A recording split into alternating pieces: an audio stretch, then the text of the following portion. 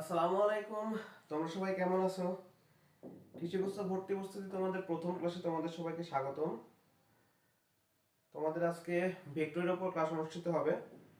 তো তোমরা জয়েন করো, কিছুক্ষণ সময় দেওয়া আছে, তোমরা একটু জয়েন করো।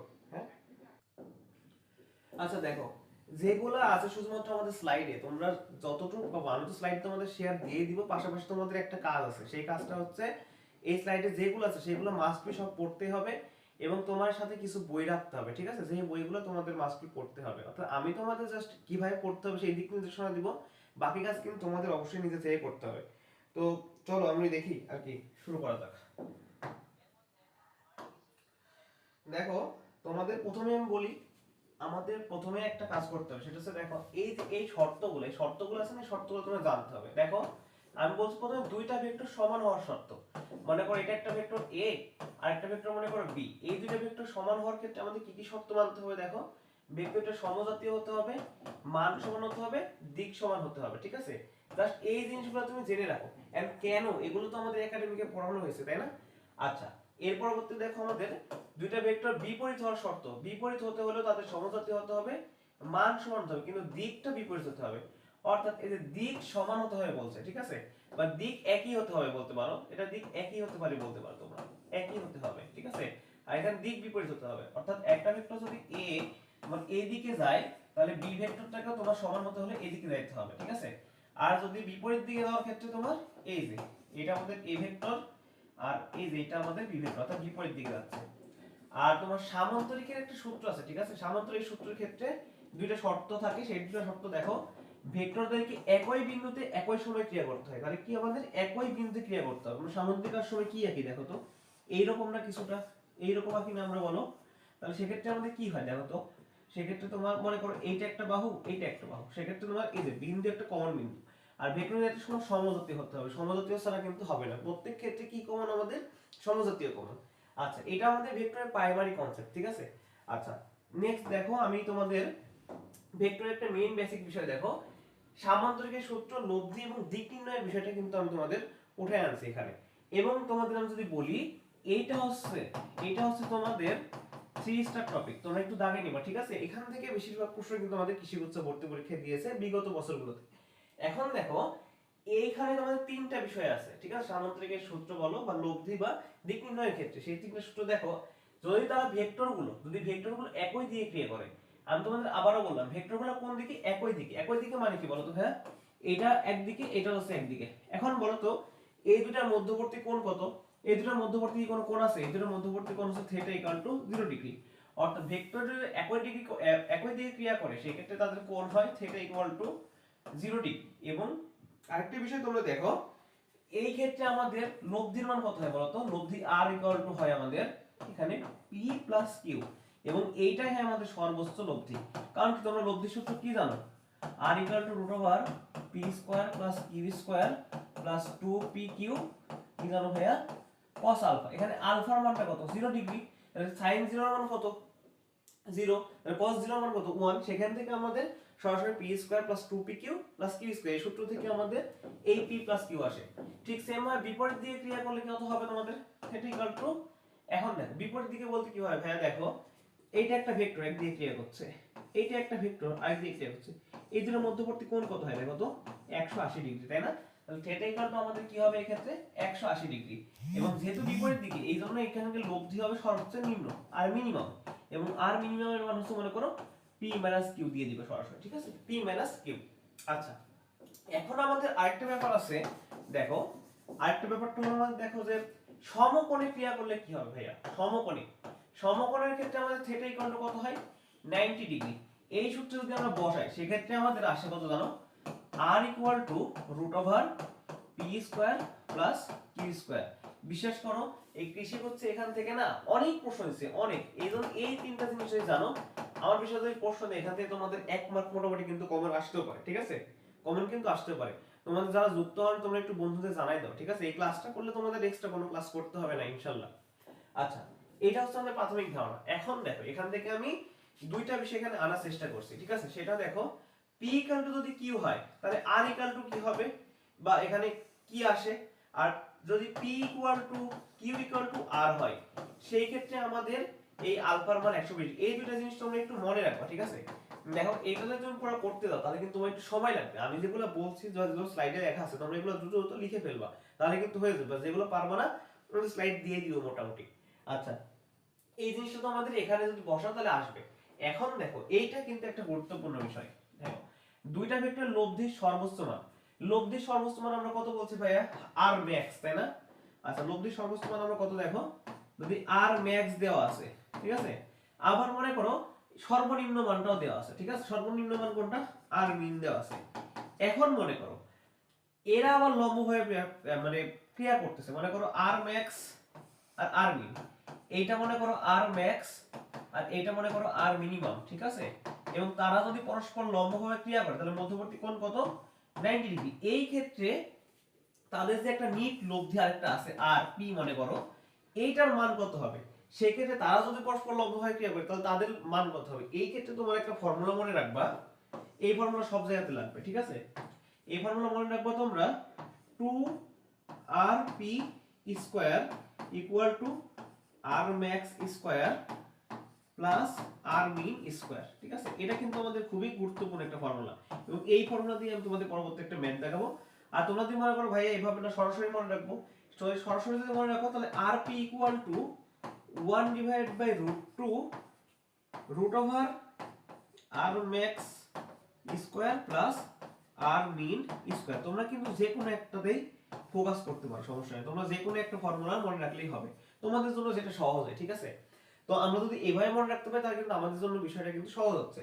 আচ্ছা, এর পরবর্তীতে তুমি যদি দেখো এই টাইপের একটা ম্যাথ আমি তোমাদের দিছি, তাহলে দেখো এই ম্যাথটা আমরা ঝটপট সলভ করি। কিভাবে আমরা 30 সেকেন্ডে সলভ করব? আমরা তো 30 সেকেন্ডের মধ্যে সলভ করতে হবে না। তো দেখো আমরা যদি একটু চেষ্টা করি, দুটো ভেক্টর লব্ধির সর্বোচ্চ মান কত? √3, সর্বনিম্ন মান 1। যখন ভেক্টরগুলো লম্বভাবে ক্রিয়া করে তখন লব্ধির মান কত? আমরা একটু আগে যেটা বললাম, তাহলে আমরা কি পড়ছিলাম ভাইয়া? rp equal to 1/√2 root over R max square plus R min square. তুমি তো এত লিখবা না পরীক্ষায়, তাহলে দেখো এখানে কি হবে? 1/√2 আছে, এখানে রুট থাও, আর ম্যাক্স এর মান কত ভাইয়া? √3, তাহলে √3 এর উপর কত হলো? স্কয়ার। আর মিন এর মান কত? 1 এর উপর স্কয়ার, তাহলে কত আসে এখানে দেখো? 1/√2 ইনটু এখানে রুট ওভার কত আসে? 4, রুট ওভার 4 মানে কত দেখো তো? 2/√2। এই 2 মানে কত? দুইটা √2 না ভাইয়া? দুইটা √2, আর নিচে একটা কি √2 আছে, তাহলে কাটাকাটি হয়ে যায়, তাহলে আমরা দূরত্ব কত আসছে দেখো? √2। আমাদের কিন্তু লেস দেন 30 সেকেন্ড লাগছে, আমাদের কিন্তু 30 সেকেন্ড লাগে না। এখন আমরা যদি এইভাবে ঠিকভাবে করতে থাকি না, আমাদের 30 সেকেন্ড লাগবে না, আমরা মোটামুটি ভালোভাবে কিন্তু এটা করতে পারবো। দেখো এরপরে যদি আমি যাই, আমি তোমাদের খুব ফাস্ট আছে, কারণ আমি তো সময় নষ্ট করতে চাই না, কারণ তোমাদের নিজেদের প্র্যাকটিস করার একটা ব্যাপার আছে এটা। এখন দেখো, এখন এইখানে আরেকটা প্রশ্ন আছে ভাই, এই প্রশ্নটা খুব খুব খুব ইম্পর্টেন্ট পরীক্ষায়। শুধুমাত্র কৃষি না, এগ্রি, এখানে তোমার এগ্রি, আর ইউ, তারপর তোমার জে ইউ, বিভিন্ন জায়গায় এই প্রশ্ন, এই টাইপের প্রশ্নগুলো কিন্তু আমাদের আসবে। এখন দেখো এই প্রশ্নটা কিভাবে সলভ করব? দেখো আমাদের এই প্রশ্নে একটু থিওরিটিক্যালি যদি আমরা বিবেচনা করি, দুইটা বলের লব্ধি কত দেখো? 40 নিউটন, এবং বল দুটির মানে ছোট বলের মান 30 নিউটন। দুইটা বল আছে, মনে করো দুইটা বল, মনে করো একটা পি আর একটা মনে করো কিউ, এবং তাদের লব্ধি মনে করো আর। আমি এই তিনটা মনে করো ধরছি, ঠিক আছে? এখন দেখো বলছে দুটা বলের লব্ধির মান 40 নিউটন, মনে করো আর 40। ছোট বলটার মান কত মনে করো? ছোট বলটা মনে করো কিউ 30, এবং এটি লব্ধি বলের লম্বভাবে কাজ করছে, কার বরাবর কাজ? ছোট বলের সাথে তোমার কাজ করে, ঠিক আছে? এখানে একটা বিষয় মনে রাখো, এই ছোট বলের সাথে লব্ধিটা লম্বভাবে ক্রিয়া করছে। আমরা যদি একটু রিপ্রেজেন্ট করে দেখো, মনে করো দুইটা বল আছে, ঠিক আছে? এইটা একটা ছোট বল, ছোট বলটা কি? কিউ, এবং এর সাথে লব্ধি যেটা আছে সেটা কোন বরাবর কাজ করছে? লম্ব বরাবর। এইটা মনে করো আমাদের কি? আর। তাহলে দেখো লব্ধি সবসময় কোথায় থাকে? মোটামুটি আমরা নরমাল যেগুলো দেখি মাঝখানেই থাকে। তাহলে আমাদের পি বল যেটা আছে, এই পি বল যেটা আছে কিন্তু বড় বল, পি বলটা তাহলে এই বরাবর কাজ করছে, ঠিক আছে? যেহেতু এটা একটা ভেক্টর, ঠিক আছে? এখন দেখো এই ভেক্টরটাকে আমরা এই বরাবর শিফট করি। দেখো আমাদের তো এইটা এরকম আছে, ঠিক আছে? এটা আমাদের আর, এটা আমাদের মনে করো কিউ। এই যে এইটা তো এই পাশে ছিল, তাই না? এটাকে আমি এই পাশে যদি শিফট করে নিয়ে আসি তাহলে এইটা এই বরাবর চলে আসলো, তাহলে এটা হলো আমাদের মনে করো পি। তাহলে এইটা আর হলো, এটা কিউ মনে করো, এটা মনে করো পি। তাহলে এখন দেখো কিউ এর মান কত দিছে আমাদের? মনে করো কিউ এর মান 30 নিউটন, আর আমাদের আর এর মান কত ছিল বলো তো ভাইয়া? 40 নিউটন। তাহলে পিটা কি? পিথাগোরাসের উপপাদ্য পড়ছে না? পিথাগোরাসের উপপাদ্য তাহলে কি হবে? P equal to root over এই দুটোর উপর square. U square plus R square equal to root over দেখো এখানে 30 স্কয়ার প্লাস 40 স্কয়ার। এটা একদম কমন জিনিস, যদি এরকম থাকে তোমাদের এখানে তোমার হয় মোটামুটি আমাদের 50, তাহলে বড় বল পি এর মান কত হবে আমাদের দেখো ভাই 50 নিউটন। একটা বিষয় মনে রাখবো তোমরা, যদি তোমার একটা জিনিস থাকে বুঝতে পারছো যে 8 থাকলে 5 থাকলো, সরি 8 8 না আমাদের, যদি আমাদের 12 থাকে 5 থাকে তাহলে আরেকটা হয় 13, 30 থাকলে 40 থাকলে আরেকটা হয় 50। তারপরে তোমরা একটা জিনিস মনে রাখবা যে আমরা নরমালি কি দেখি 6, আর যদি মনে করো আমরা 36, আর মনে করো আমরা যদি কত মিলাতে পারি 13 49, সেই ক্ষেত্রে তোমাদের একটা বিষয় হয়। আচ্ছা আমাদের একটা মনে করবা তোমরা এই দুইটা যদি কত মনে রাখো তাহলে তোমাদের এই দুইটার থেকে ম্যাথের সম্ভাবনা বেশি। নরমালি তোমাদের 2 3 4 দিয়ে নরমাল রুটের ম্যাথটা দেয় না। আচ্ছা এই ম্যাথটা আশা করি তোমরা বুঝতে পারছো। তো দেখো তোমাদের যদি কোনো সমস্যা থাকে তোমরা একটু কমেন্ট করে জানাইতে পারো, জানি তোমার মোটামুটি 5-7 জন আছো তোমরা। তো দেখো আচ্ছা এরপরে যদি আমি তোমাদের একটু দেখানোর চেষ্টা করি যে আমাদের পরবর্তী কনসেপ্ট হচ্ছে ডট গুণফল এন্ড ক্রস গুণফল, এবং এই ডট গুণফল এবং ক্রস গুণফলের ক্ষেত্রে কি হয়, এই ডট গুণফল এবং ক্রস গুণফলটাও ইম্পর্টেন্ট, প্রচন্ড ইম্পর্টেন্ট। এখন দেখো আমাদের ডট গুণফল বিষয়টা কি বোঝায়, মনে করো আমাদের দুইটা ভেক্টর দেয়া আছে, একটা ভেক্টর a আর একটা ভেক্টর মনে করো b, এই দুইটা ডট গুণফল মানে কি বোঝায় ভাইয়া a ডট b, এবং a ডট b মানে কি আমাদের বলো তো ভাইয়া ab কি চিন্তা বলো ab cos θ, তাই না, ab cos θ। আচ্ছা এখন একটা জিনিস মনে করো, তাহলে আমি a ডট b সমান কি পাইলাম ভাইয়া ab cos θ, ঠিক আছে। আবার মনে করো b ডট a করলাম, b ডট a করলাম, সেক্ষেত্রে আমরা কি পাচ্ছি ভাইয়া ba cos θ, তাই না। আচ্ছা যদি ab cos θ হয় এবং ba cos θ, তার মানে কি দুইটার মান সেম না, দুইটা তো সেম একই, তো তাহলে আমরা কি বলতে পারি না ভাইয়া যে a dot b equal to b dot a, এটা তো আমরা বলতে পারি। এবং এটার অর্থ কি জানো, অর্থাৎ এটা বিনিময় সূত্র, তাহলে এটা কি আমাদের বিনিময় সূত্র, ঠিক আছে, এটা আমাদের কি সূত্র ভাইয়া বিনিময় সূত্র। তাহলে আমরা কিন্তু বলতেই পারি যে ভেক্টরের ডট গুণফল আমাদের কিন্তু বিনিময় সূত্র মেনে চলে। আমরা কিন্তু এটা মুখস্থ করি, বাট এটা কিন্তু মুখস্থ করার বিষয় না, এটা কিন্তু আমরা নরমালি কিন্তু একটা বিষয় বোঝাই যায়। আচ্ছা এরপর একটা বিষয় দেখো, আমাদের এখান থেকে একটা বিষয় প্রশ্ন নেয় আমাদের, দুইটা ভেক্টর সমজাতীয় হলে, ঠিক আছে। আচ্ছা সমজাতীয় হলে এবং ভিন্ন জাতীয় হলে কি বোঝায়, দেখো আমাদের এই যে ভেক্টরগুলো, এই যে এইগুলো তো আমরা তিনটা অক্ষর বিবেচনা করি, এটা i ধরি আমরা, এটা j আর এটা k, তাই না, এটা x অক্ষ, এটা y অক্ষ, এটা z অক্ষ, আমরা তিনটা ভেক্টর ধরে আমরা কাজ করি। এখন দেখো সমজাতীয় বলতে কি i এর সাথে i, ভিন্ন জাতীয় বলতে কি i এর সাথে j। এখন দেখো সমজাতীয়র ক্ষেত্রে আমাদের তিনটা শর্ত আছে। দেখো i ডট i, সেক্ষেত্রে কি হবে ভাইয়া বলতো, i ডট i মানে কত বলতো i স্কয়ার cos θ। আচ্ছা এবং থিটার মান কত বলতো ভাইয়া i স্কয়ার cos 90 ডিগ্রি। আচ্ছা sin 90 এর মান 1, তাহলে cos 90 এর মান কত ভাইয়া 0, তাহলে এটা টোটালের মান কত আসছে আমাদের 0। ঠিক সেম ভাবে আমাদের কি j dot j equal to 0, তারপর তোমার k dot k equal to 0, প্রত্যেকটা মানই তো 0 হয়, তাহলে আমরা এটা লিখতে পারি না ভাইয়া i dot i equal to j dot j equal to k dot k। এইটা হচ্ছে আমাদের সমজাতীয় হওয়ার ক্ষেত্রে একটা ব্যাপার। আচ্ছা এবার আসি আমরা ভিন্ন জাতীয় হলে ভাই সেটা কি হবে, দেখো যদি ভিন্ন জাতীয় হয় তাহলে আমরা i এর সাথে কোনটা ডট গুণ করব, j ডট গুণ করব, তাই না। তাহলে i ডট j মানে কি হবে i j sorry i j তো আমাদের cos হবে, এটা হবে আমাদের i j cos θ। ভাই এখন ভিন্ন জাতীয় হলে কি হবে, দেখো আমি বললাম কিসের জন্য, একই জাতীয় হলে এটা তোমার আচ্ছা এখানে একটু মিস্টেক হয়েছে, হ্যাঁ এখানে একটু মিস্টেক হয়েছে।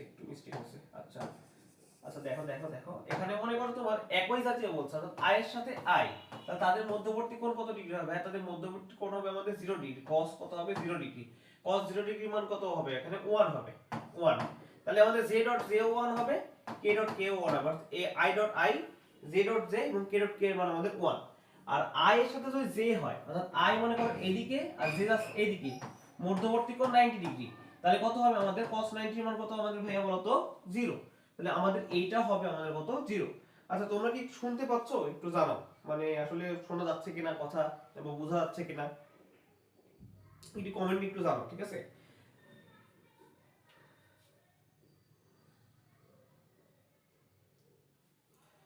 আচ্ছা আমি তোমাদের আরেকটা ব্যাপার বলি, তাহলে i dot j equal to আমাদের কত হলো 0। এখন দেখো আমি যদি j ডট k করি, j ডট যদি k করা যায় তাহলে কি হবে ভাইয়া বলো তো, jk cos theta, jk cos theta equal to কি হবে আমাদের, এইটাও মনে করো 0 আসবে, কারণ কি তাদের মধ্যবর্তী কোণ হচ্ছে কি 90। ঠিক সেম ভাবে আমরা এই যে এই ফর্মুলাটা কিন্তু আমরা কিন্তু দেখো এখানে i dot i equal to j dot j equal to কিন্তু k ডট k, এটা কিন্তু আমরা পাচ্ছি। ঠিক আছে, এখন এই ক্ষেত্রে আমরা ভিন্ন জাতীয় হলে আমরা কি করব, 90 ডিগ্রি, এবং একই জাতীয় হলে আমরা কি করব, 0 ডিগ্রির ক্ষেত্রে বিবেচনা করব। আচ্ছা, নেক্সট যদি আসি, দেখো নেক্সট যদি আমরা একটু খেয়াল করার চেষ্টা করি, তাহলে আমাদের কি হবে যে ডট প্রোডাক্ট যেগুলো আছে, ডট প্রোডাক্টের অ্যাপ্লিকেশন আছে আমাদের অনেকগুলো, মোটামুটি 5 থেকে 6টা প্রোডাক্ট। এখন দেখো অর্থাৎ এই যে ডট গুণগুলো আমরা কোন কাজে ব্যবহার করব, এই যে কাজগুলোর মধ্যে আমাদের লম্ব দিকে ভেক্টর নির্ণয় করা বা লম্ব নির্ণয় করা, এই বিষয়গুলো কিন্তু আমাদের সবচেয়ে বেশি পরীক্ষাতে দেয়। এখন দেখো আমি যদি তোমাদের বলি যে দুইটা ভেক্টর দেওয়া আছে, মানে দুটি ভেক্টর অন্তর্গত কোণ নির্ণয়, এইটা হচ্ছে তোমার আমি যদি বলি সবচেয়ে গুরুত্বপূর্ণ পদ আশেপাশে বা যতগুলো আছে, এই সবচেয়ে গুরুত্বপূর্ণ হচ্ছে এটা, এই অ্যাপ্লিকেশনের মধ্যে সবচেয়ে এইটা। ঠিক আছে, দুটি ভেক্টর অন্তর্গত কোণ নির্ণয়। তাহলে কোণ নির্ণয়ে কোনটা ব্যবহৃত হয় আমাদের, কোণ নির্ণয়ে ব্যবহৃত হচ্ছে আমাদের কি, ডট গুণ। এটা একটু তোমরা মাথায় রাখবা। এখন দেখো ভাইয়া, যে মনে করো একটা ম্যাথ দেওয়া আছে আমাদের, দেখো a ইকুয়াল টু একটা এরকম দেওয়া আছে, b ইকুয়াল টু একটা ভেক্টর দেওয়া আছে, এবং এদের মধ্যবর্তী আমাদের কোণ নির্ণয় করতে হবে। তাহলে কোণ নির্ণয় করতে হলে আমরা কোণ গুণন করব ডট গুণন নরমালি। তাহলে দেখো আমরা যদি করি এখানে a ডট b, এটা যদি আমরা করি তাহলে কি হবে, দেখো তো a এর মান কত, 3i মাইনাস 3j, তাই না? আচ্ছা, আর b এর মান কত, 5i প্লাস 5j। এরকম যদি থাকে তাহলে দেখো কি হবে, 3 এর সাথে 5 গুণ করলে কত হয় ভাইয়া, 15। আর মনে করো এখানে তোমার যদি 3 এর সাথে যদি 5 গুণ করব, এখানে কত হয় 15, বাট এই যে এখানে মাইনাস চিহ্ন, এখানে প্লাস ছিল, তাহলে কি কত হবে, তো মাইনাস। নরমালি আমরা কি হবে আমাদের এখানে টোটালি, এখানে এদের মধ্যবর্তী কোণ কত। এখন দেখো a ডট b ইকুয়াল কত হচ্ছে এখানে 0, তাই না? এখন দেখো এই a ডট b মানে আমরা কি পাই ভাইয়া, a ডট b মানে আমরা পাই ab cos theta, ab cos theta মানে 0, বা এখানে তোমার cos theta ইকুয়াল টু কত আসবে 0, বা theta ইকুয়াল টু কি আসে আমাদের cos ইনভার্স 0, এন্ড cos কত ডিগ্রির মান 0, sin 90 এর মান 1, তাহলে cos 90 এর মান কত হবে, 0 হবে, উল্টাটা। তাহলে এখানে আমাদের উত্তর হবে 90 ডিগ্রি। দেখো এই টাইপের ম্যাথগুলো কিন্তু আমাদের না পরীক্ষায় দেয়, আমাদের কিন্তু খুব বেশি বা হামরি এমন কোনো ম্যাথ দেয় না যেগুলো আমরা কাছে পারবো না, বুঝতে পারছো? তো দেখো এর পরবর্তীতে আমি যদি তোমাদের চলে যাই, যে দুইটা ভেক্টর লম্ব নির্ণয়, এটা গুরুত্বপূর্ণ। লম্ব নির্ণয়ও যেমন মানে ডট গুণনটাও তেমন, মানে তোমার আগে যেটা করলাম, দেখো একটা ভেক্টর এর ডাইরেক্ট এভাবে লম্ব হবে, এই লম্ব a লম্ব b কখন হবে, যখন তাদের ডট গুণফলের মান হয় 0, a dot b equal to 0 হয়। কখন লম্ব হয় জানো, যখন তাদের ডট গুণফলের মান কত হয় ভাইয়া, 0 হয়। এখন দেখো তাহলে আমরা দেখতে পাচ্ছি কি একটা ম্যাথ দেয়া আছে, a এর মান এত, b এর মান এত, m এর কোন মানের জন্য ভেক্টরগুলো পরস্পর লম্ব হবে। তুমি কমেন্ট করে জানাও তো ভাইয়া কোন মানের জন্য ভেক্টরগুলো পরস্পর লম্ব হবে, একটু জানাও, ঠিক আছে?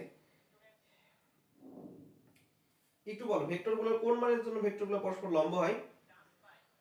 তোমার এখানে মেইনলি ডট গুণনের জন্য ভেক্টরদের পরস্পর লম্ব হয় আমি বললাম। তাহলে এখন মান নির্ণয় করতে হলে কি করতে হবে, আমাদের ডট গুণন করতে হবে। তাহলে আমাদের কি a ডট b যদি আমরা করি, সেক্ষেত্রে কি হবে দেখো তো ভাইয়া, এখানে কি ছিল আমাদের mi plus mj plus 2k ছিল না, আমাদের তিনটা ছিল।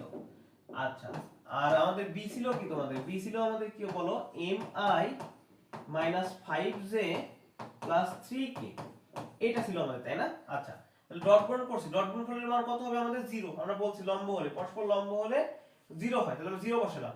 এখন দেখো কি আসে এখানে, m স্কয়ার মাইনাস কত এখানে তোমার আচ্ছা m square minus 5m plus 6, এটা হচ্ছে মানে আমাদের ডট গুণফলের মান আসছে। এটাকে আমরা নরমালি একদমই আমরা যদি উপপাদ্যে ভাঙি তাহলে কি হয়, m square minus 3m minus 2m plus 6 equal to 0। এখান থেকে দেখো কি আসে, m কমন নিলে আসে m minus 3 plus minus 2 common নিলে আসে কি, দেখো আসে আমাদের m মাইনাস 3 ইকুয়াল টু 0। তাহলে এখন দেখো এখান থেকে আমরা কি পাচ্ছি ভাইয়া, m minus 2 into m minus 3 equal to 0। তাহলে এখান থেকে আমরা m এর কয়টা মান পাই বলো তো, m এর মান পাই আমরা 2,3, দুইটা মান কিন্তু আমরা m এর পাচ্ছি। তাহলে এইটা কিন্তু আমাদের মোটামুটি ভেক্টরের একটা খুবই গুরুত্বপূর্ণ, এবং এই টাইপের ম্যাথগুলো কিন্তু আমাদের পরীক্ষাতে প্রায়শই আসে। তো আশা করা যায় তোমরা এই বিষয়গুলো মোটামুটি বুঝতে পারবে। এখন দেখো এরপরে যদি আমরা একটু চিন্তা করি কি আছে ভাইয়া ভেক্টরের, দেখো দুইটা ভেক্টর অভিক্ষেপ নির্ণয়, মানে এই যে আমি ডট প্রোডাক্টটা পড়াচ্ছি না, এটা খুবই না গুরুত্বপূর্ণ। তোমাদের যদি একটু এক্সেপশনাল কিছু দেয় সেটাও কিন্তু আমাদের স্লাইডে মোটামুটি দেওয়া আছে। তো দেখো আমরা যদি এরপরে বিবেচনা করি, ঠিক আছে, এরপরে যদি আমরা বিবেচনা করি, দেখো দুইটা ভেক্টর অভিক্ষেপ নির্ণয়, এই ক্ষেত্রে একটা জিনিস মনে রাখবা, মনে করো একটা ভেক্টর এ আর আরেকটা ভেক্টর দিয়ে আছে আমাদের বি, ঠিক আছে। আচ্ছা, এখন আমাদের অভিক্ষেপ নির্ণয় করতে হবে, তাহলে আমরা কি করব, দেখো এ বরাবর আমাদের একটা জিনিস মনে রাখতে হবে, এ বরাবর বি এর অভিক্ষেপ, এ বরাবর বি এর অভিক্ষেপ কেমন হবে। দেখো ভাই এ বরাবর বি এর অভিক্ষেপ, যেটার অভিক্ষেপ নির্ণয় করতে হয় তার cos theta, B cos theta, B cos theta সমান কি হয় ভাইয়া, এই যে এ ডট বি, ডট গুণফল করছে না ডট বি, এই যে যেটা cos থিটা থাকবে তার উল্টোটা লিখবা, অর্থাৎ আমাদের কি হবে, এ ভেক্টর হবে, ঠিক আছে। এই যে আমাদের একটা ব্যাপার আছে না, এই আমরা কিন্তু নরমালি কিন্তু এই বিষয়গুলো কিন্তু বুঝতে পারছি, ঠিক আছে, এটা কিন্তু এমন আহামরি কোনো কিছুই না, ঠিক আছে। এটা কিন্তু আমাদের খুবই একটা ইজি একটা ব্যাপার, ঠিক আছে। তাহলে এইটা কিন্তু ইজিলি আমরা কিন্তু অভিক্ষেপ নির্ণয় করতে পারতেছি, ঠিক আছে। আচ্ছা, এখন দেখো এটা যদি আমাদের হয়, তাহলে এখন আমরা যদি বলি মানে বি বরাবর এর অভিক্ষেপ, আচ্ছা বি বরাবর কি হবে ভাইয়া, বি বরাবর এ এর অভিক্ষেপ কত হবে বলো, বি বরাবর এ এর অভিক্ষেপ কত হবে, বি বরাবর এর অভিক্ষেপ হবে আমাদের a cos theta, a cos theta মানে কি হবে, উপরে তো আমাদের a ডট b থাকলোই, আর এখানে আছে কি a cos থিটা, তাহলে তার বিপরীতটা কি হবে আমাদের b হবে, ঠিক আছে। তাহলে এইভাবে কিন্তু আমরা নির্ণয় করতে পারি। তাহলে আমাদের কি, এই যে বলছি a বরাবর b এর অভিক্ষেপ, এখানে দুইটা ভেক্টরের মান দেওয়া আছে, তাহলে কিন্তু এটা তোমাদের কি থাকলো, এটা আমাদের হোমওয়ার্ক থাকলো, এটা কিন্তু একদমই ইজি, ঠিক আছে। এটা তোমাদের কি থাকলো, হোমওয়ার্ক থাকলো, এটা তোমরা করবা, করে বলবা যে আমাদের উত্তর কত হয়েছে, ঠিক আছে। আচ্ছা, এরপরে যদি আমি একটু বিবেচনা করার চেষ্টা করি, দেখো দুইটা ভেক্টর উপাংশ নির্ণয়ের ক্ষেত্রে, আচ্ছা উপাংশ নির্ণয়ের ক্ষেত্রে তোমাদের একটা মজার কথা বলি, এই যে তুমি নির্ণয় করলে না, জাস্ট আমি একটা জিনিস বলি তোমার, এ বরাবর আমাদের এ বরাবর বি এর উপাংশ, এইটা নির্ণয়ের ক্ষেত্রে আমাদের কি করতে হবে, এ বরাবর বি এর উপাংশ নির্ণয়ের ক্ষেত্রে কি করতে হবে, দেখো আমরা যেটা বলছিলাম বি এর অভিক্ষেপ কি ছিল ভাইয়া, B cos theta, B cos theta, এছাড়া তুমি শুধুমাত্র কিসের করবা, বি ভেক্টর উপাংশ নির্ণয় করবা, সেই জন্য তুমি একটা কাজ করবা, একটা একক ভেক্টর লাগাই দিবে, কারণ কি এটা তোমার যেহেতু উপাংশ, এটা একটা দিক আছে, ঠিক আছে। এবং এইটার মান কি হবে জানো ভাইয়া, বলো তো এটার মান কি হবে, a ডট b ছিল যেটা ছিল সেটা, তারপরে কি এখানে b cos থিটা মানে কি নিচে a আছে, আর এই যে ভেক্টর, এই ভেক্টরের একটা অবস্থান ভেক্টর, অবস্থান ভেক্টরের এই অবস্থান ভেক্টর এর আমাদের এটার মানটা কিভাবে হয় বলতো, ওই ভেক্টর বা ভেক্টরের মান, তাহলে b ভেক্টর উপরে থাকলো আমাদের, এবং ও সরি ও ভেক্টর উপরে থাকলো আমাদের, উপরে কি থাকলো ভাইয়া, আমাদের উপরে থাকলো বি ভেক্টর, আর নিচে কি থাকবে, বি ভেক্টরের আমাদের মান থাকবে, ঠিক আছে। আচ্ছা, এখন এইটা হচ্ছে আমাদের প্রাথমিক একটা ক্রাইটেরিয়া, প্রাথমিক একটা ক্রাইটেরিয়া কি ফুলফিল করার জন্য, ঠিক আছে। আচ্ছা, তাহলে এইটা নিয়ে আমাদের এইটা থেকে খুব একটা প্রশ্ন দেয় না, তোমরা যদি মনে করো এটা স্কিপ করবা তাহলে এটা স্কিপ করতে পারো, ঠিক আছে। আমাদের চাইলে তোমরা স্কিপ করতে পারো। আচ্ছা, আমাদের এখানে আচ্ছা বি এর উপাংশ হলে আমাদের a ডট হবে এখানে, হ্যাঁ আচ্ছা এখানে a হবে, এখানে তোমরা চাইলে এটা স্কিপ করতে পারবে, ঠিক আছে। এইটার থেকে খুব একটা প্রশ্ন দেয়, বাট তোমাদের অভিক্ষেপটা কিন্তু তোমাদের পড়তে হবে, ঠিক আছে। আচ্ছা, এখন দেখো দুইটা ভেক্টরের অন্তর্গত দিক কোসাইন নির্ণয়, যদি তোমাদের একটু এক্সেপশনাল প্রশ্ন দেয় ভাইয়া, সেক্ষেত্রে কিন্তু তোমাদের কিন্তু এটা পরীক্ষায় আসতে পারে। এখন দেখো আমাদের কি বলছে, অন্তর্গত দিক কোসাইন নির্ণয় করতে হবে, ঠিক আছে। অর্থাৎ অন্তর্গত দিক কোসাইন বলতে মনে করো এইটা একটা এরকম আছে আমাদের ভেক্টর, তাই না। আচ্ছা, এখন a বরাবর i কাজ করছে, a বরাবর j এবং a বরাবর k। এখন দেখো এটা আমাদের x অক্ষ, এটা y অক্ষ, এটা z অক্ষ। এখন বলতে পারো যে এই i ভেক্টরটা, এর i জায়গায় মনে করো এখানে a ভেক্টর থাকলো, ঠিক আছে, a ভেক্টর। এখন বলছে a ভেক্টরটা মনে করো ভেক্টর a, মনে করো আমাদের কি বলছে vector a ভেক্টরটা, a vector x অক্ষের সাথে, x অক্ষের সাথে কত কোণ উৎপন্ন করে, x অক্ষের সাথে কি করে, কত কোণ উৎপন্ন করে। আমাদের এইরকম ভাবে মনে করে একটা দেওয়া আছে, কত কোণ উৎপন্ন করে, ঠিক আছে, এটা দেওয়া আছে। সেই ক্ষেত্রে তো আমাদের একটাই সূত্র আছে, কি সূত্র জানো, যদি x অক্ষের সাথে উৎপন্ন করে তাহলে তোমরা কি লিখবা, cos theta x, cos theta x সমান কি হবে, x অক্ষ বরাবর কি কাজ করে ভাইয়া, i কাজ করে। তাহলে দেখবা কত আমাদের i এর সহগ, হ্যাঁ i এর সহগ, i এর সহগ ডিভাইড বাই a ভেক্টরের মান, ঠিক আছে, a এর মান, হ্যাঁ a ভেক্টরের মান। তাহলে এখন দেখো মনে করো আমাদের একটা ভেক্টর দেয়া আছে a ইকুয়াল টু মনে করো 2y plus 3z plus 5k। এখন বলছে আমাদের এই ভেক্টরের সাথে x অক্ষের সাথে কত ডিগ্রি কোণ উৎপন্ন করে, সেক্ষেত্রে আমাদের কি হয় বলতো ভাইয়া, cos θ x ইকুয়াল টু কি হবে, i এর মান কত ভাইয়া দেখো তো, এই যে 2 আছে, তাহলে আমাদের কি হবে 2।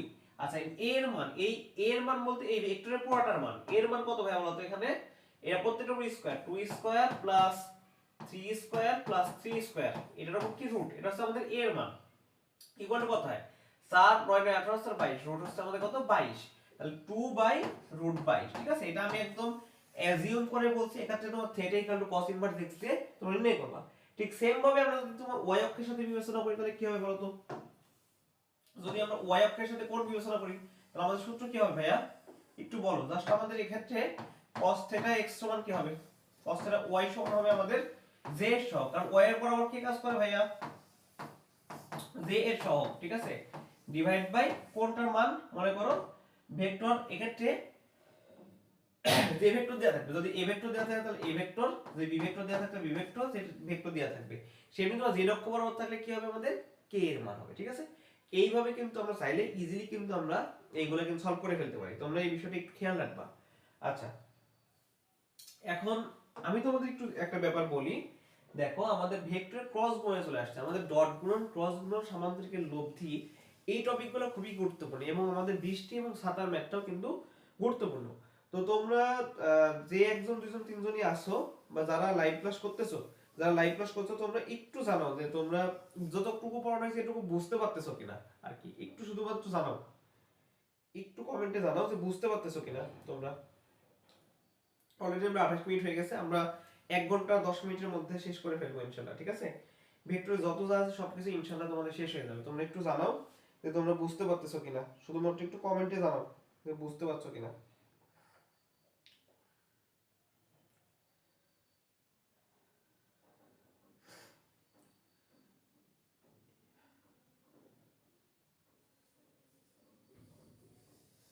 আচ্ছা ঠিক আছে, দেখো আমরা যদি একটু আগাই, ক্রস গুণফলের ক্ষেত্রে আমরা কি জানি ভাইয়া, আমরা normally a cross b, a cross b মানে কি বলতো ভাইয়া, ab sin θ। ঠিক আছে, ab sin θ, আমরা আমাদের যে তোমার আমাদের যে একটা দিক আছে, দিকটা আমরা একটু স্কিপ করলাম। ঠিক আছে, আচ্ছা এখন মনে করো একটা ভেক্টর দেওয়া আছে আমাদের a ইকুয়াল টু দেওয়া আছে i plus j plus k। ঠিক আছে, এই একটা ভেক্টর দেওয়া আছে j cap plus k, b curve দেওয়া আছে মনে করো i cap 2i cap plus 2j cap plus 2k cap. তাহলে আমাদের a ক্রস b যদি করতে বলে সেক্ষেত্রে আমাদের কি হবে বলতো, a ক্রস b, এই ক্ষেত্রে আমাদের না ওই ম্যাট্রিক্সের নিয়মটা ফলো করতে হবে। ঠিক আছে, কিভাবে ভাইয়া, ওই যে দেখো প্রথমে আমরা i j এবং k সহগ নির্ণয় করে ফেললাম, মানে নিয়ে নিলাম। প্রথমটাতে কি আছে, i এর এটা 1, j এর জন্য 1 সহগ, k এর জন্য 1, তাহলে 1 1 1, আর b এর জন্য কত 2 2 2 2 2 2।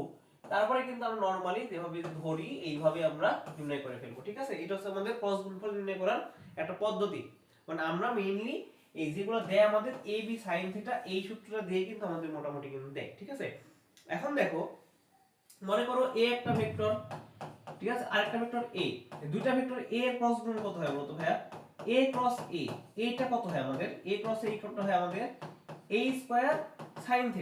এখন দেখো একটা a আছে, এটাও এই দিক এটাও এই দিক, তাহলে এদের মধ্যবর্তী কোণ কত 0 ডিগ্রি না। আচ্ছা তাহলে দেখো তো a square sin 0 degree, sin 0 এর মান কত ভাইয়া বলো তো, sin 90 ডিগ্রি মান 1 এন্ড sin 0 ডিগ্রি মান হচ্ছে আমাদের 0। তাহলে দুইটা ভেক্টর a ক্রস a থাকলে এটার মান কত হয় বলো তো ভাইয়া, a ক্রস a থাকলে এটার মান হয় আমাদের 0। ঠিক আছে, এখন দেখো কয়েকটা সম্পর্ক, দেখো আমাদের a cross b not equal to b cross a, বা ডট গুণনে কিন্তু ছিল, অর্থাৎ কি এটা বিনিময় সূত্র মানে না। ভেক্টর ক্রস গুণন কি করে, বিনিময় সূত্র কি করে মেনে চলে না, বিনিময় সূত্র মেনে চলে না। আর তোমার এই যে a cross b equal to minus b cross a এবং a cross b plus b cross a equal to 0, এই সম্পর্কগুলো তোমাদের একটু মনে রাখতে হবে, কারণ পরীক্ষায় না এই টাইপের সম্পর্কগুলো দেয় এবং বলে এখান থেকে কোন কত ডিগ্রি, এখান থেকে তোমাদের লব্ধি কেমন পাওয়া যায়। এবং একটা জিনিস দেখো, a equal to minus b হলে a cross b equal to আমাদের কত হবে 0 হবে। ঠিক আছে, পরস্পর বিপরীত দিকে a ক্রস মাইনাস b মানে কত, দেখো তো a একদিকে যাচ্ছে b বিপরীত দিক থেকে আসছে। ঠিক আছে, আর তাদের মধ্যবর্তী কোণ হচ্ছে আমাদের 180 ডিগ্রি। তাহলে কি হবে বলতো ভাইয়া, a ক্রস b যদি আমি করি তাহলে কি হবে ab sin থিটা, ঠিক আছে, এবং sin থিটা মান কত হবে ab sin 180 sin 90 মান 1, ঠিক আছে, তাহলে sin 180 মান কত হবে, sin 180 মান কত হয়, sin 180 ইকুয়াল কত ডিগ্রি 0, ঠিক আছে, 0 হবে, ঠিক আছে। তাহলে এটা হচ্ছে a cross b, a equal to minus b, যদি হয় মাইনাস b বলতে কি বিপরীত দিক থেকে আসছে, এইটা আমাদের বোঝানো হয়েছে, তাহলে আমাদের কত হবে উত্তর 0 হয় আলটিমেটলি। ওকে, আচ্ছা, এরপরে দেখো এই ভেক্টর সমজাতীয় ভিন্ন জাতীয় এখানেও আছে, অর্থাৎ কি দেখো সমজাতীয় বলতে কি বোঝাইছে এখানে, যে i ক্রস i, ঠিক আছে, j ক্রস j, তারপর তোমাদের কি বলছে k ক্রস k, আর ভিন্ন জাতীয় বলতে আমরা বুঝাইছি i cross j, j cross k and k cross i, এইটা বোঝানো হয়েছে, ঠিক আছে। এখন দেখো তো কোনটার মান কত হবে, i ক্রস i এর মধ্যবর্তী কোণ কত ডিগ্রি, 0 ডিগ্রি, তাহলে i square sin 0 degree, sin 0 এর মান কত পাওয়া যায় 0, তাহলে এটা 0, ঠিক সেম ভাবে এটাও 0 হবে, এটাও তোমাদের 0 হবে, ঠিক আছে। আর তুমি যদি এখানে i ক্রস j করো তাহলে কি হবে, i j sin 90 degree, sin 90 degree কত হবে 1 ইকুয়াল টু কত হবে i j, এবং প্রত্যেকটা যদি একক ভেক্টর তাহলে এদের মান কত হবে 1, তাহলে এটাও 1 হয়, এটাও 1 হয়, এটাও 1 হয়। তবে একটা জিনিস মনে রাখতে পারো, এখন দেখো i cross j equal to কিন্তু আমরা k লিখতে পারি, ঠিক আছে, কিসের জন্য, k এর মানটা আমরা 1 পাই, ঠিক আছে, সেহেতু আমরা একটা জিনিস লিখতে পারি তোমরা i ক্রস j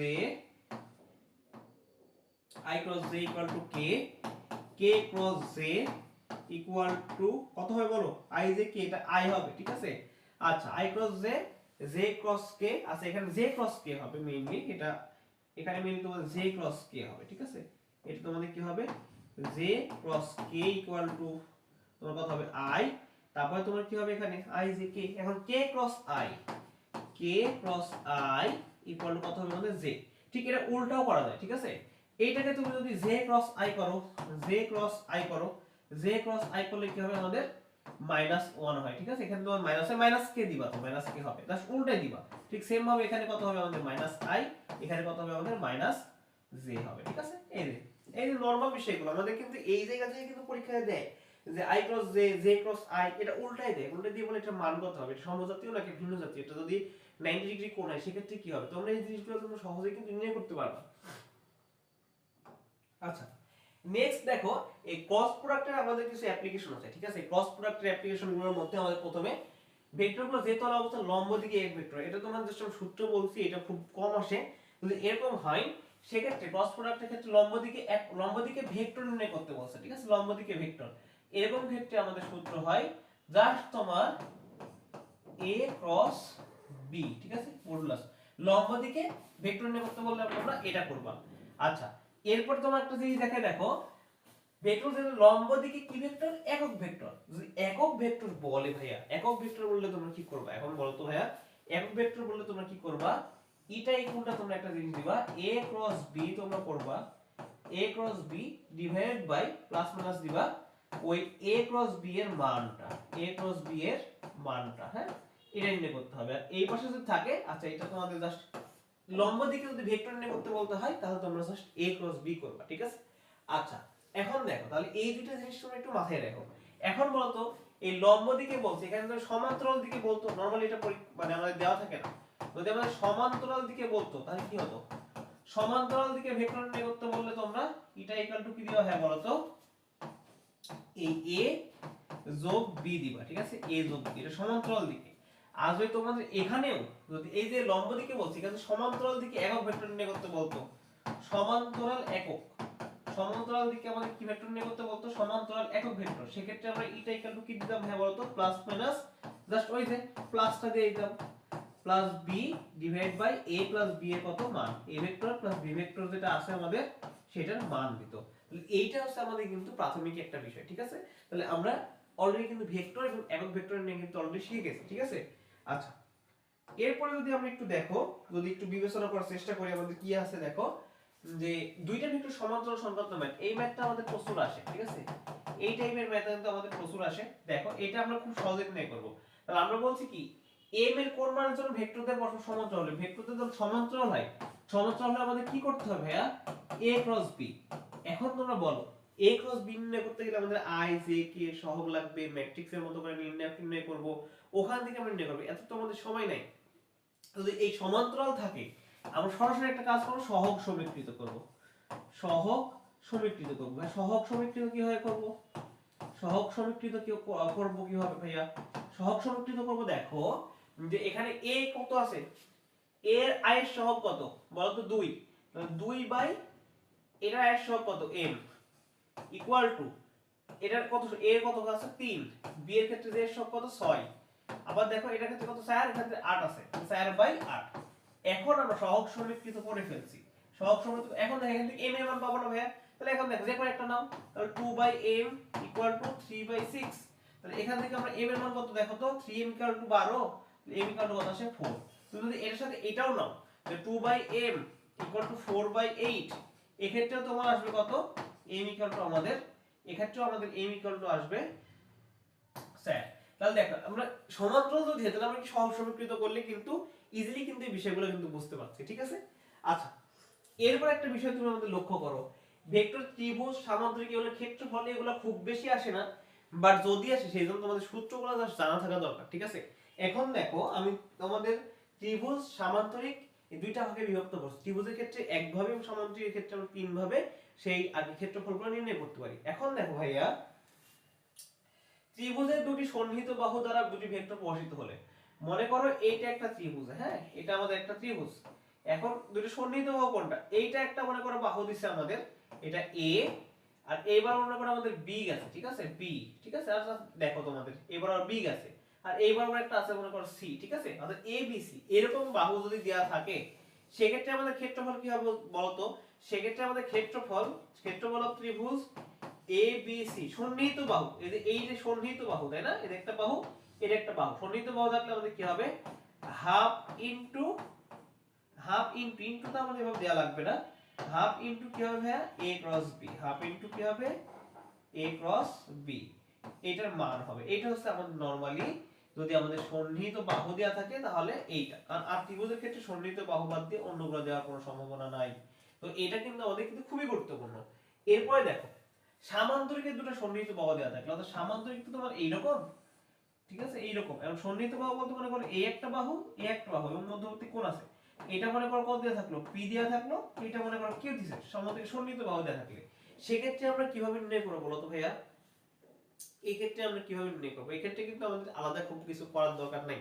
এই ক্ষেত্রে আমাদের জাস্ট এই p ক্রস q, ঠিক আছে, সামুদ্রিক ক্ষেত্রফল ইকুয়াল টু কি করব আমরা ভাইয়া, p ক্রস q করে দিব, p ক্রস কত, q করে দিব, ঠিক আছে।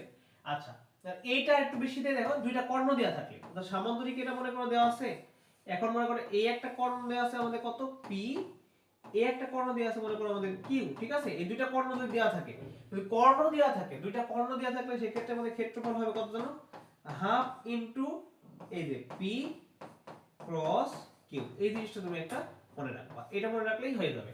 আর আমাদের একটা কর্ণ একটা বাহু দেওয়া থাকে সেই ক্ষেত্রে আমরা কিন্তু এই p ক্রস q টা ইউজ করতে পারবো, ঠিক আছে। তো মোটামুটি এই দুটো যদি তোমরা মনে রাখো তাহলে কিন্তু আমাদের মোটামুটি হয়ে যায়। আচ্ছা, এরপরে যদি আমি তোমাদের একটু দেখানোর চেষ্টা করি, দেখো আমি কিন্তু খুব শর্টকাট দিচ্ছি, ঘনবস্তুর আয়তন নিয়ে করা, এটা তোমাদের লাগবে না মোটামুটি। এখন দেখো এই যে বৃষ্টি এবং ছাতা, এখান থেকে মোটামুটি এটা টু স্টার টপিক, ঠিক আছে, এটা টু স্টার টপিক এবং এখান থেকে মোটামুটি কিন্তু আমাদের প্রশ্ন দেয়।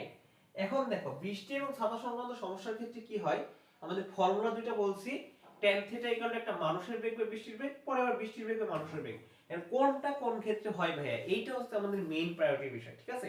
এইটা কিন্তু আমাদের মেইন প্রায়োরিটি বিষয়। আচ্ছা, তোমরা যারা দেখতেছো তোমরা একটু জানাও যে আমার কথাটা বোঝা যাচ্ছে কিনা, ঠিক আছে, আমার কথাটা একটু বোঝা যাচ্ছে কিনা, একটু কমেন্ট করে জানাও, ঠিক আছে, যে কথা বোঝা যাচ্ছে কিনা।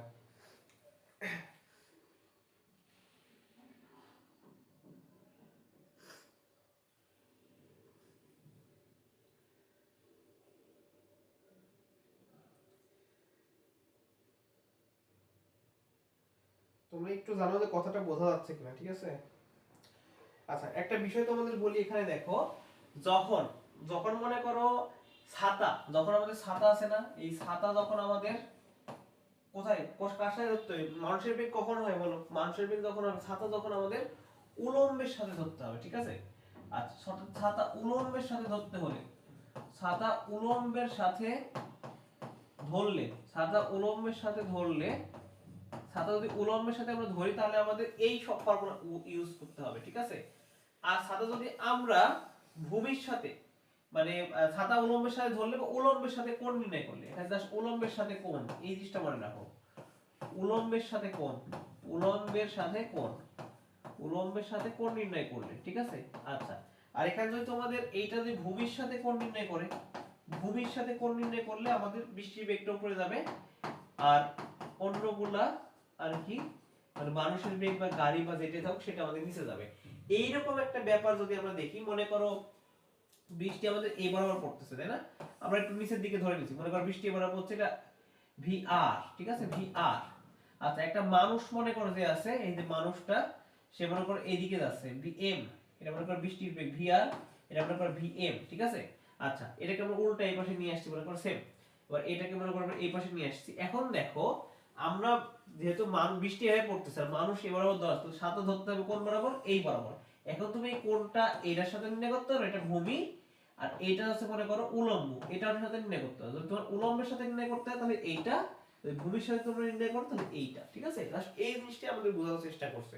দেখো আমাদের এত কিছু লাগবে না, আমরা সরাসরি একটু প্রয়োগে চলে যাই। দেখো কি হবে, 3 মিটার পার সেকেন্ড বেগে দৌড়ানোর সময় একজন ব্যক্তি সে কোন 3 মিটার পার সেকেন্ড বেগে দৌড়াচ্ছে মনে করো, ঠিক আছে। 3 মিটার পার সেকেন্ড বেগে কে দৌড়াচ্ছে, এক ব্যক্তি 3 মিটার পার সেকেন্ড বেগে লম্বভাবে পতিত বৃষ্টির সম্মুখীন হলো। এটা কি লম্বভাবে পতিত বৃষ্টি কি সম্মুখীন হয়েছে, এটাও কত, এটাও 3 মিটার পার সেকেন্ড। এখন দেখো সে তো বৃষ্টি সোজা হয়ে পড়তে দেখবেন, সে সামনে যাচ্ছে, যেটা আপেক্ষিক বেগের কারণে দেখো এই বৃষ্টির আপেক্ষিক বেগ, ঠিক আছে, ভি আর এম, বৃষ্টির আপেক্ষিক বেগ কত দেখবে, এটা আমাদের নির্ণয় করতে বলছে।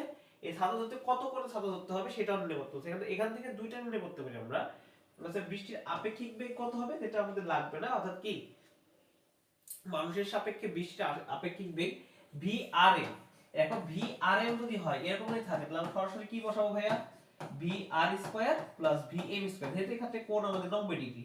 দেখো এখানে কি হবে ভাইয়া বলতো, ভি আর কত, তাহলে 3 স্কয়ার প্লাস 3 স্কয়ার, তাহলে মানুষের সাপেক্ষে বৃষ্টির আপেক্ষিক বেগ কত হচ্ছে আমাদের টোটাল, দেখো রুট ওভার 18 আমাদের হচ্ছে, ঠিক আছে। এটা আমাদের জাস্ট একটা নরমাল অ্যাজিউম করে মান দেওয়া, সেজন্য মান এখন আসছে, তোমাদের কিন্তু মোটামুটি সহজ একটা মান দিবে। এখন বলতে মানে কত কোণে ছাতা ধরতে হবে বলতো ভাইয়া, যখন কত কোণে ছাতা ধরতে হবে যদি বলা নাই, কিছু বলা নাই, তা তুমি যদি বলা না থাকলে তুমি উলম্বের সাথে ধরবা, বলা না থাকলে উলম্বের সাথে কোণ হবে, বলা না থাকলে কি হবে ভাইয়া, উলম্বের সাথে কোণ হবে।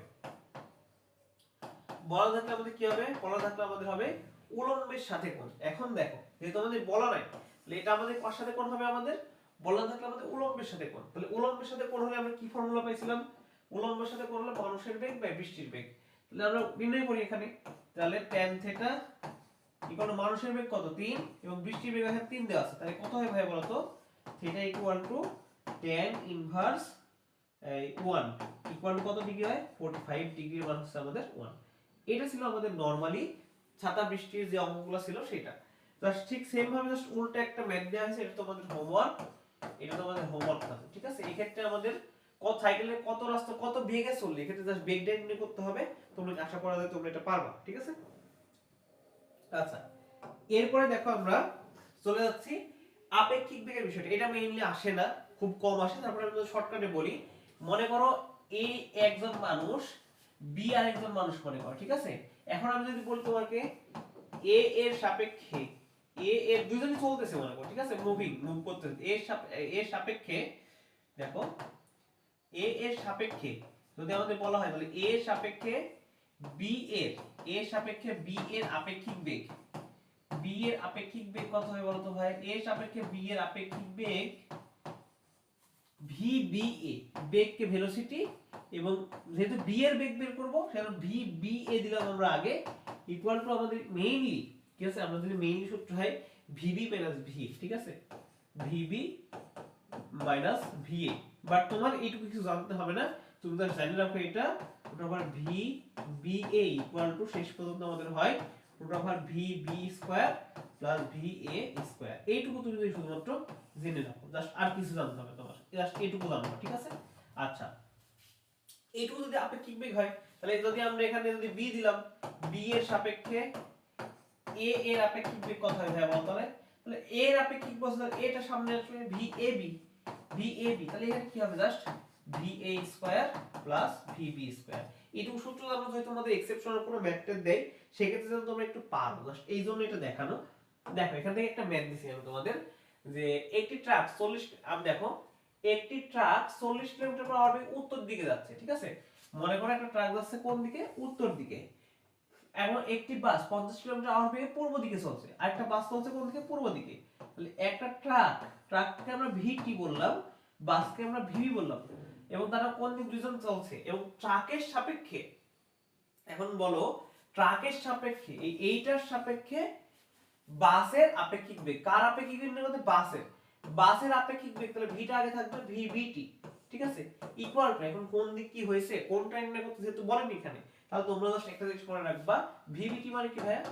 ভিবি স্কয়ার প্লাস ভিটি এর উপর স্কয়ার, ঠিক আছে? আচ্ছা এটার উপর রুট, তাহলে দেখো এখানে কত আসছে? 40 এর উপর স্কয়ার প্লাস 50 এর উপর স্কয়ার, ঠিক আছে? এখানে তোমার কত হয়? এটা মেবি সম্ভবত 65 এর মতো হতে পারে। তোমরা একটু এরকম মান দিবে না, তোমাদের সহজে দিবে, ঠিক আছে? 30 আর 40 স্কয়ার দিবে, তো তোমরা বুঝতে পারবে এটা 50 স্কয়ার হয়ে যাবে।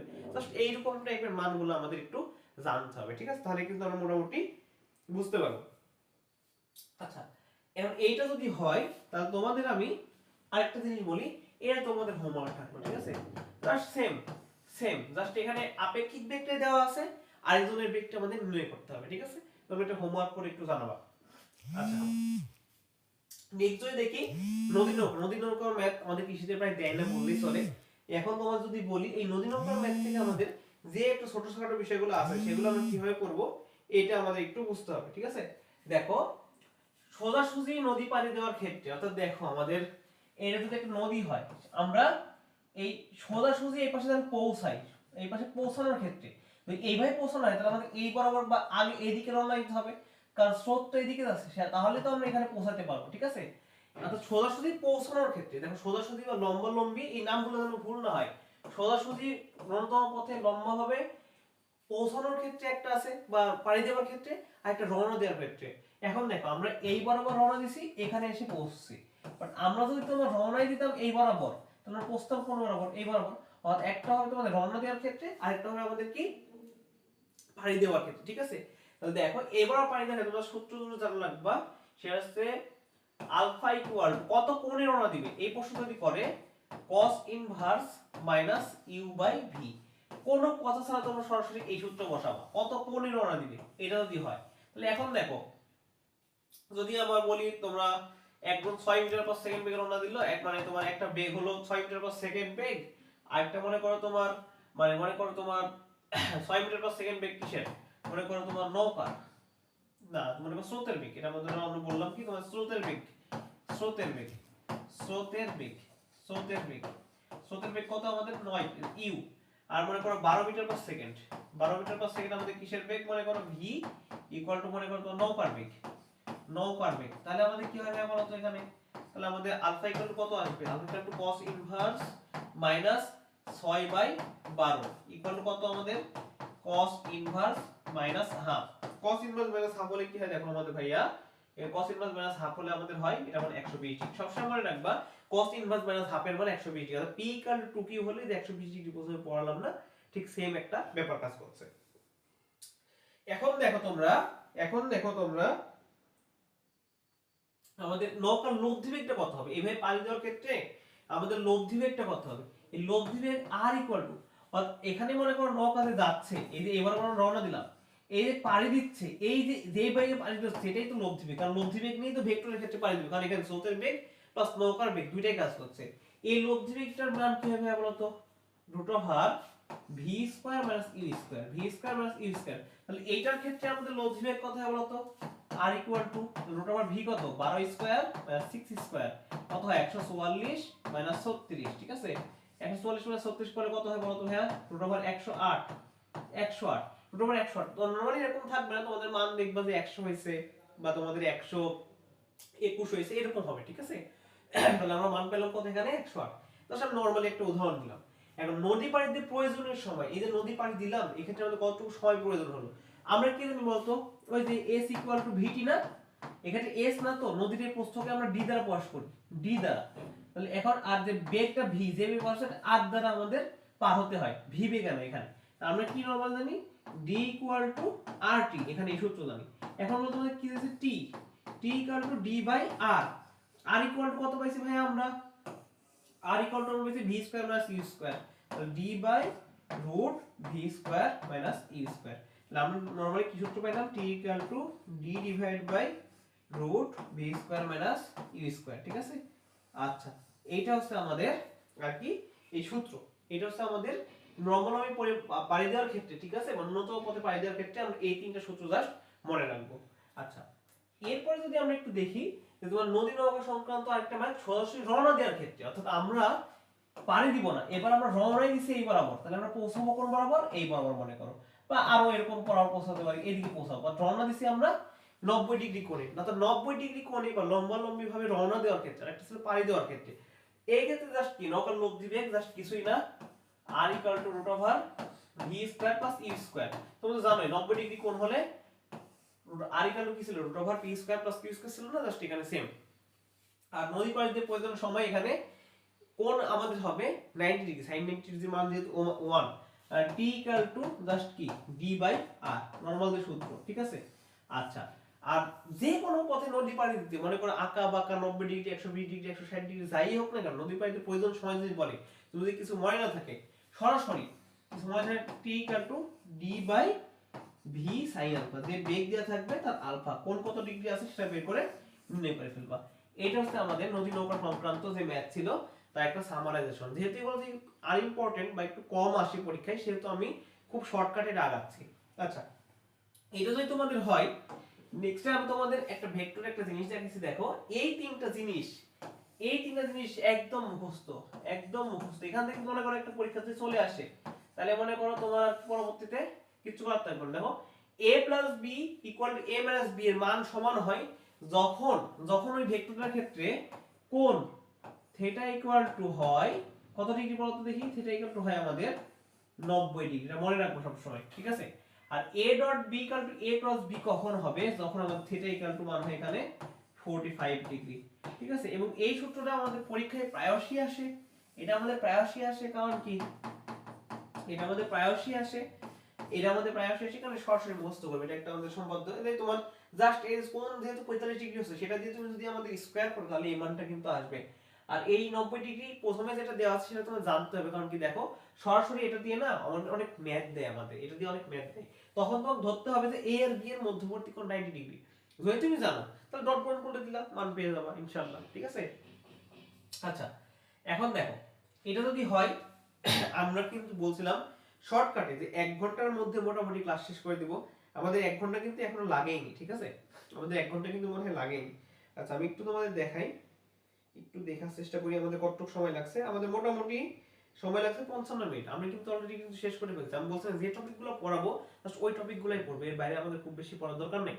তাহলে দেখো এখন আমি তোমাদের বলবো জাস্ট কোনগুলো কনসেপ্টগুলো 3 স্টার, কোনটা 2 স্টার, কোনটা 1 স্টার, এবং তোমরা কিভাবে পড়বা। দেখো তোমায় যদি বলি লব্ধি, প্রথমত 3 স্টার হচ্ছে আমাদের লব্ধি, লব্ধি সামান্তরিকের সূত্র, সামান্তরিকের সূত্র, সামান্তরিকের সূত্র, ঠিক আছে। তারপরে তুমি যদি বলো ডট গুণফল, ডট গুণফল, তারপরে তোমরা যদি বলো ক্রস গুণফল, কোন গুণফল, ক্রস গুণফল, ডট গুণফল, ক্রস গুণফল। এরপরে তুমি বলো, তোমরা তো তোমাদের স্টার্ট দিছি না, তোমাদের এক্ষেত্রে দেখো লম্ব ভেক্টর, লম্ব ভেক্টরের সাথে আমাদের আচ্ছা দুটি মধ্যবর্তী কোণ নির্ণয়, আচ্ছা লম্ব ভেক্টর আর তোমাদের কি সমান্তরাল ভেক্টর, ঠিক আছে, সমান্তরাল ভেক্টর, সমান্তরাল ভেক্টর, দুইটা ভেক্টর সমান্তরাল হলে কি হবে, দুইটা ভেক্টর লম্ব হলে কি হবে, এই প্রশ্নগুলো কিন্তু আমাদের প্রচুর দেয়। দেখো আমরা যদি প্রথম থেকে একটু দেখার চেষ্টা করি, যদি আমরা এইদিকে একটু দেখার চেষ্টা করি তাহলে দেখো কি আছে আমাদের। প্রথমে আমরা বলছিলাম দেখো এটা আমরা যদি একটু দেখার চেষ্টা করি কি আছে, দেখো আমাদের এখানে সামান্তরিক সূত্র লব্ধির দিক নির্ণয়, এটাই ট্রিপল স্টার দিছিলাম, দিক নির্ণয়। এখান থেকে আমরা দেখাইছিলাম যে লব্ধির সর্বোচ্চ মান সর্বনিম্ন মানগুলো কি হয়। আর তারপরে দেখো এখানে ডট গুণের ক্রস গুণ অভিক্ষেপ আছে এখানে। তারপরে দেখো এখানে আমরা 3 স্টার দিছিলাম মোটামুটি অন্তর্গত কোণ নির্ণয়, দুটি ভেক্টর অন্তর্গত কোণ নির্ণয়, এই যে লম্ব নির্ণয়, আচ্ছা লম্ব নির্ণয়, আচ্ছা লম্ব নির্ণয়, সমান্তরাল নির্ণয়, এগুলো কিন্তু আমাদের আছে মোটামুটি। আচ্ছা, তারপরে তোমার এই সমান্তরাল নির্ণয় করছিলাম আমরা, তারপর ত্রিভুজের সূত্র। দেখো মোটামুটি কিন্তু আমরা পড়ে ফেলছি। তাহলে দেখো আমরা যদি তোমাদের আরেকবার একটু সামারাইজ করি খুব ভালো মতো, তাহলে দেখো আমাদের এখানে কি হবে, সরি এখানে লম্ব নির্ণয় আমি বলি, মোটামুটি যদি আমি বলি এখানে কি দেবো দেখো, লম্ব নির্ণয়, লম্ব নির্ণয়, তারপরে আমরা কি দেখবো এখানে সমান্তরাল এটা নির্ণয় করা। এই কয়েকটা জিনিস আমাদের কিন্তু মোটামুটি সবচেয়ে বেশি ইম্পর্টেন্ট, ঠিক আছে? এগুলো মাস্ট আমাদের পড়ে যাইতে হবে, এগুলো পড়া যাবেই না, মানে এটা বাদ দিয়ে আমাদের পরীক্ষাতে যাওয়াই যাবে না। এরপরে যদি আমি তোমাদের বিবেচনা করি ভাইয়া, তাহলে কি হবে ভাইয়া, এরপরে যদি বিবেচনা করি লম্ব একক ভেক্টর, লম্ব একক ভেক্টর যেটা তোমাদের আমি পড়াইছি অলরেডি, ঠিক আছে? তারপরে কি আসবে, বৃষ্টি ও ছাতা, কি আসবে আমাদের, বৃষ্টি ও ছাতা, এই জিনিসটা আমাদের কিন্তু খুবই আসে, ঠিক আছে? বৃষ্টি ও ছাতা এইটা জিনিস কিন্তু আমাদের খুবই আসবে। এবং এরপরে আমাদের ক্ষেত্রফল নির্ণয়, ক্ষেত্রফল নির্ণয় খুবই কম আসে যদিও, বাট এটা কিন্তু খুব এবারের জন্য অন্তত ইম্পর্টেন্ট, ঠিক আছে? এরপরে আমি যদি বলি তোমাদের নদী নৌকা, নদী নৌকা থেকে খুবই কম দেয়, হ্যাঁ নদী নৌকা থেকে আমাদের কিন্তু কম দেয়, একটু নদী নৌকা থেকে ম্যাথ মোটামুটি কম দেয়। এরপরে আমাদের যেটা টপিকটা পড়াইনি, এই যে গ্রেডিয়েন্ট, তারপরে তোমার কি গ্রেডিয়েন্ট, ডাইভারজেন্স, গ্রেডিয়েন্ট ডাইভারজেন্স, আরেকটা কি আছে আমাদের তোমার কার্ল। এই যে তোমার এই যে এখান থেকে তোমার থিওরি যেগুলো আছে, থিওরি এগুলো পড়ে যাবো, ঠিক আছে? এগুলো থেকে ম্যাথ মোটামুটি আমাদের দেয় না। আরেকটা জিনিস তোমাদের আমি বলি, গ্রেডিয়েন্ট ডাইভারজেন্স এবং কার্ল থেকে যে থিওরি গুলো আছে তোমাদের পিডিএফ দিয়ে দিব মোটামুটি আমি, এবং আমার খাতাতে যে নোটগুলো করা আছে সেগুলো পড়লে তোমাদের জন্য যথেষ্ট হবে, ঠিক আছে? ম্যাথ করতে হবে, জাস্ট থিওরি গুলো পড়ে যাবে। এবং এর পাশাপাশি তোমাদের আরেকটা কাজ হবে, তোমরা তো এই টপিকগুলো সব পড়বাই, তোমাদের এখন বল তোমাদের পড়বা কিভাবে ফিজিক্সটা। প্রথমত তুমি একটা কাজ করবা, মেন বই আছে না, একদম বাদ দিবা না, মেন বই, মেন বইয়ের অনুশীলনী যেটা রয়েছে আমাদের, মেন বইয়ের অনুশীলনীর, অনুশীলনীর সংক্ষিপ্ত প্রশ্ন, অনুশীলনী কি প্রশ্ন ভাইয়া, অনুশীলনীর সংক্ষিপ্ত প্রশ্ন পড়বা। তারপরে কোনো মেন বইয়ের কি গুরুত্বপূর্ণ উদাহরণ, মানে গুরুত্বপূর্ণ উদাহরণগুলো পড়বা, গুরুত্বপূর্ণ গুরুত্বপূর্ণ উদাহরণগুলো পড়বা, ঠিক আছে? আচ্ছা, এর পরবর্তী কাজ হবে তোমার কি বলতো ভাইয়া, নেটওয়ার্ক ভর্তি সহায়িকাটা করবা, ঠিক আছে? আমি কোনো বইয়ের আর কি প্রমোশন করতেছি না, যেটা ভালো সেটা তো ভালোই বলো। নেটওয়ার্ক ভর্তি সহায়িকা যেটা আছে, নেটওয়ার্ক ভর্তি সহায়িকা পড়বা, নেটওয়ার্ক ভর্তি সহায়িকা পড়বা।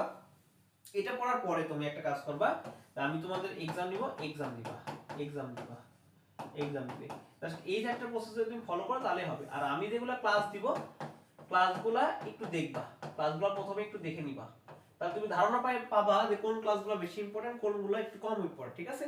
তাহলে এইভাবে কিন্তু আমরা চাইলে পুরো বই খুব অল্প সময়, দেখো আমি ভেক্টরে তোমাদের 1 ঘন্টাতে যদি স্লাইড পড়াইতে পারি, মোটামুটি 28-30টা স্লাইড ছিল, সব টপিক কিন্তু মোটামুটি কভার হয়েছে।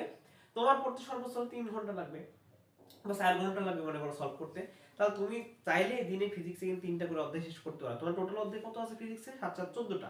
তুমি যদি মনে করো যে ভাইয়া আমি 6 দিনের মধ্যে বা 5 দিনের মধ্যে ফিজিক্স শেষ করব, বা 4 দিনের মধ্যে একদিন 3টা পড়বা, একদিন 4টা পড়বা, একদিন 3টা পড়বা, একদিন 4টা পড়বা, শেষ করতে চান তুমি শেষ করতে পারবা, ঠিক আছে? তো আশা করি তোমরা বুঝতে পারছো। আমি আজকের লাইভটা আমি আর বাড়াবো না, মোটামুটি যেহেতু আমাদের সময় স্বল্প এবং মোটামুটি সবাই মোটামুটি পড়াশোনা নিয়ে একটু ব্যস্ত আছো, তো আজকে তোমাদের লাইভটা এই পর্যন্ত থাকলো। আশা করি তোমরা বুঝতে পারছো।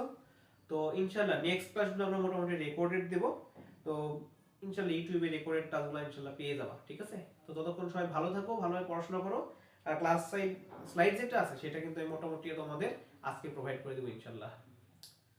আসসালামু আলাইকুম।